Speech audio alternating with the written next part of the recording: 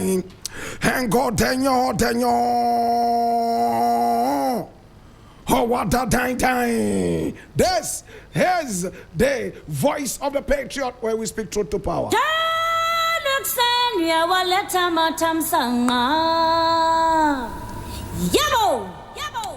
Now, my brother, my sister, this is the voice of the Patriot, where we speak truth to power. And today we have a number of issues to look at. This is our daily editorial.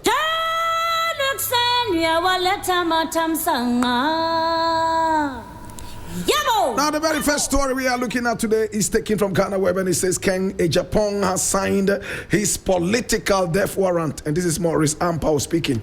Private legal practitioner Maurice Ampaw has waded into the conversation surrounding former MP for Asin Central, Kennedy Agyapong, claiming that he has essentially ended his political future with his recent outburst aimed at key members of the NPP. Speaking in an interview on Wuntumi TV and cited by Ghana Web on June 24, 2026, Ampaw urged NPP supporters to refrain from attacking Agyapong, arguing that the former Asin Central MP has already distanced himself from the party.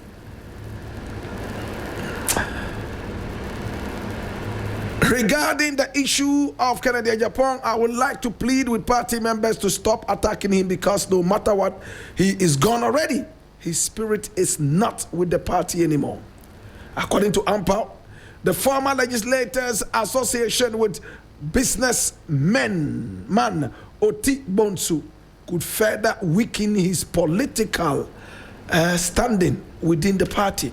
Let me tell you something. Kennedy Agyapong, you have signed your political death warrant. He further questioned the political influence of Oti Bonsu, insisting that he lacks the capacity to build a viable political movement outside the two dominant parties in Ghana. Because the Oti Bonsu that you are following is not a politician but a businessman. He separated himself from the NPP because of bitterness in him, he said. Ampaw also dismissed suggesting that a third political force could emerge to challenge the dominance of the NPP and the National Democratic Congress, arguing that Ghana's political landscape remains firmly rooted in a two-party system.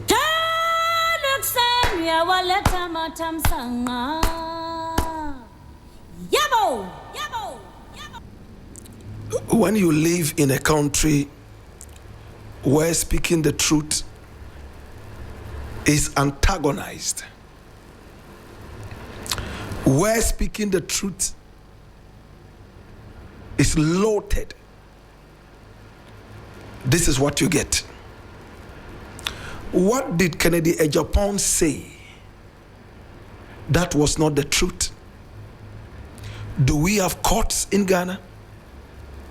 Are we serious enough as a nation to investigate some of the things that Kennedy Agyapong said? If yes, why worry?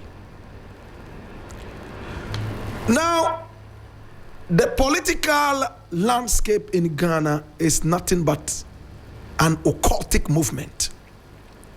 They are cults, not political parties. When you belong to this political party, remember to keep every secret. No matter how much blood we drink in this party, keep it within the party. Never take it out till death do you part.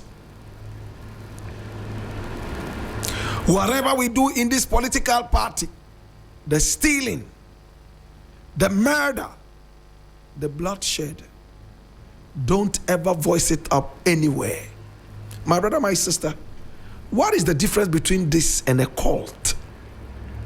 An occultic movement.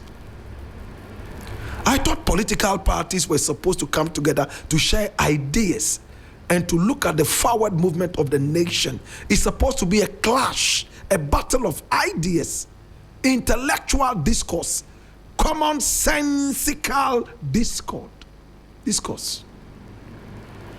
But no, in my country, party communicators are paid to talk, not to think. Party communicators hardly have any common sense. They are just there to release a plethora of insults. And that is it.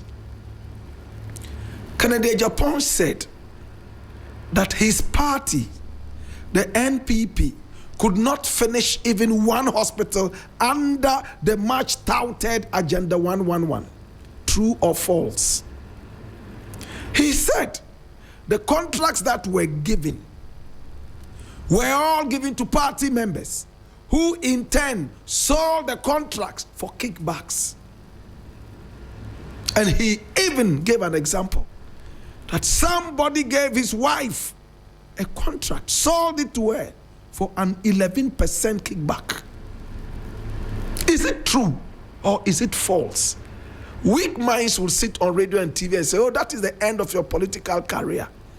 Yes, they might be right, because our political parties are no longer interested in intellectual discourse. They are only interested in sucking and drinking blood, the blood of the Ghanaian sufferer. Why should this thing that Kennedy Agyapong say end his career? Why should anything that Kennedy Agyapong says that is supposed to be the truth end his political career? Did the NPP sell contract slots or not? Did the NPP complete even one hospital under the Agenda 111 or not? My brother, my sister, Kennedy Agyapong also said that NPP couldn't end Galamsey because a lot of the NPP MPs were themselves engaged in Galamsey. If this is anything to go by, then we don't have a country. We only have idiots in power. An MP who is supposed to be responsible for his constituents, first and foremost, be responsible for the development and the forward movement of his nation, be engaged in dastardly acts that retrogress the nation. I can't think far. I can't think madness. Tell me. An MP who has been voted by constituents to lead them is engaged in destroying the land and polluting water bodies in the name of Galamsey. Is this one to an MP? Kennedy Agyapong says it and it's a problem. Contracts under the NPP were paid for kickbacks, corruption. He says it and you say it is the end of his political career. Then your party is not a party. It's an occultic movement full of blood-sucking idiots. It's painful, isn't it? When will patriotism be the center backbone, the central pillar of our nation? Sometimes I get so disappointed. People who should know better are those who are behaving like nitwits. No common sense. I get so disappointed every day. I read the news. Every day I watch the news reel.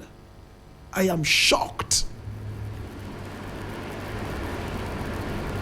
To Kennedy Agyapong, it's very simple. It looks like you don't belong to this occultic movement. Kennedy Agyapong is one man who can never be an occultist. His mouth cannot close. He's like me. My brother, my sister, that is why we cannot be thieves. The man who talks against stealing every now and then cannot afford to be a thief himself. True? They say when you go to equity, you go with what? A loud mouth? No. A big pot belly? No. You should go with clean hands. In other words, if you need to talk against wrong, don't be seen to be doing wrong yourself. To my dear Kennedy Agyapong, with all love and respect, it doesn't look like you belong to the political landscape of Ghana. You might have benefited a lot in the past, but it is time to distance yourself from these blood-sucking political parties. They are only there to destroy the taxpayer. They are only there to rob, to kill, just like the proverbial enemy in the Bible, the devil. I leave it here.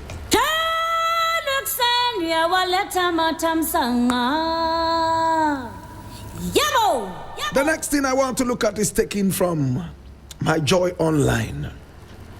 And it says students increasingly involved in campus drug sales.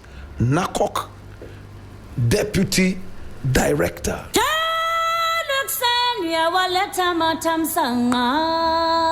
And I read.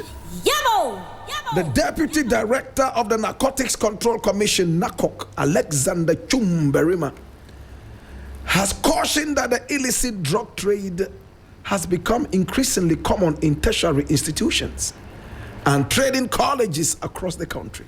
He disclosed that this development was uncovered through a nationwide survey conducted by the Ministry of Youth, Development and Empowerment, which mapped patterns of drug use and distribution with educational environments. I'll leave it here.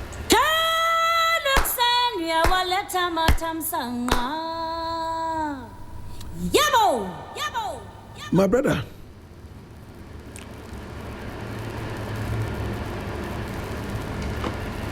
our schools are now becoming porn hubs. Can I repeat it? Our schools are all of a sudden becoming porn hubs, especially the universities. Now the secondary schools are also learning. Social media has exposed the real people that we are. In the past, probably we were like that. But there was nothing like social media to show us this. Today we hear secondarians singing profane, talking about how they are so much in a hurry to go on vacation and eat big bananas. My brother, my sister, sometimes I look at these things and I lose hope. But I am not a pessimist. I am a very optimistic human being, an optimist. For that matter, I always push away this and hold on to nothing but reality. It is common knowledge that some of our females who dress up like prostitutes come from our universities. True or false? If you take your daughter to the university, teach her how to wear all the decent dresses. Within 1 week of being in the university, peer pressure. They will tease her and call her names. Mami Kolo, Sofo Mame, Gold Coast woman. Before you realize, she's wearing some of the miniest miniskirts you can ever find. Right now, it is even a certain kind of fashion for our young ladies and sisters to walk pantless. In other words, pantyless. They are ready. Anytime they find a banana, they don't even have the time to peel it. They eat it straight. And I'm speaking tongue in cheek. Why? Are our universities all of a sudden becoming porn hubs? Every university I go to in Ghana, this is what I see. Some of them, they only dress like that in school. When their fathers are coming to visit them in school, they dress like the angels they are supposed to be. The moment their parents leave, they are ready for the porn game again. But Blakk Rasta, we are talking about drugs. Why are you talking about porn? They are Siamese twins. Prostitution begets drug abuse. True? In my days, the few prostitutes we had around smoked cigarettes. They graduated from cigarettes to alcohol and then to other things we can't even mention on radio. My brother, my sister, we were all here when a certain university here in Ghana had students use their school fees to gamble, to bet. Some used their school fees to buy taxis so they could use for Uber. Some of them just pushed their money into betting, and that was the end. My brother, my sister, that's what they did. The university had to expel them for non-payment of fees. It happened at KNUST, Kumasi. In my days, there was no betting except lotto, single 130. My brother, my sister, today every corner you would find Chinese betting centers. Our children are exposed to this. Children, 12, 13, 14, make so much money they don't know what to do with the money. It's time to get high. And when they get high, they enter holes. So you see how prostitution and drugs are so related, like Siamese twins. You can't talk about one without bringing in the other. When they make their betting money, they look for two things: drugs and sex. Tell me if it's a lie. When a young man makes money, what else does he look for? He's too young to think about any investment. Only a few of them will think about anything that is called investment. They are quick to enter holes like the snakes that they are. They are quick to use drugs. Now the problem is this. Now even on campus, people sell drugs. If they can use their school fees to bet, use their school fees to buy cars that they use for Uber, and so on and so forth, why can't they invest in something that will bring them quicker money? Drugs. My brother, my sister, this is no news.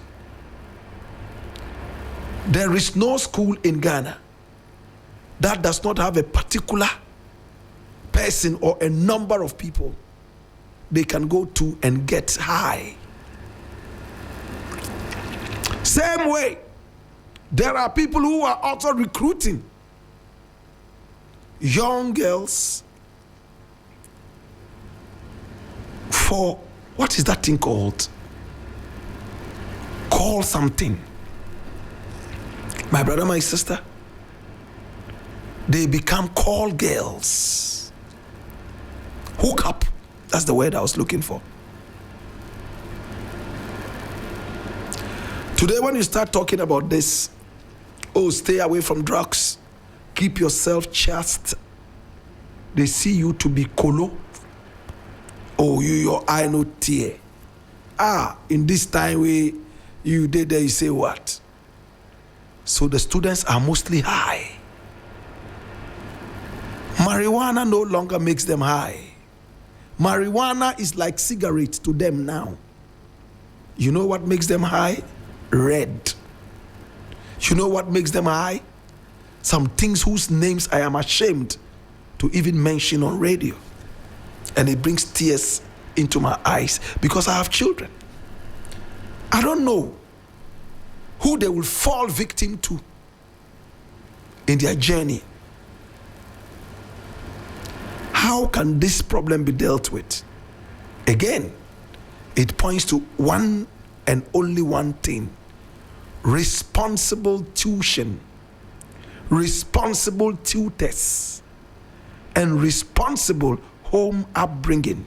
In all, it's about the morals. Finished. Religion has failed us. Go to the jailhouses. It's Christians who are there. Those who are not there are not practices of theocracy. They are people who practice theocracy. They are people who believe in God and religion. There are more Christians in our jailhouses than we have thieves who have nothing to do with religion. 90% of all those in our jailhouses are religious, if not even more. Right now, it is not attractive to even be religious one bit. It is no longer attractive to go to church. It is no longer attractive to go to the mosque because your imam's son is in jail. Your pastor's daughter is doing hookup and smoking shisha. Your archbishop's son is dancing offbeat on social media and using all kinds of drugs that do not even have names in the medical dictionary. Your prophet's daughter is a porn star underground who can take any size. She doesn't need to adapt. She's ready. She's like an elastic. Anything enters smoothly, even without lubrication. Hallelujah. Mapan. Alexandria waleta matam sanga.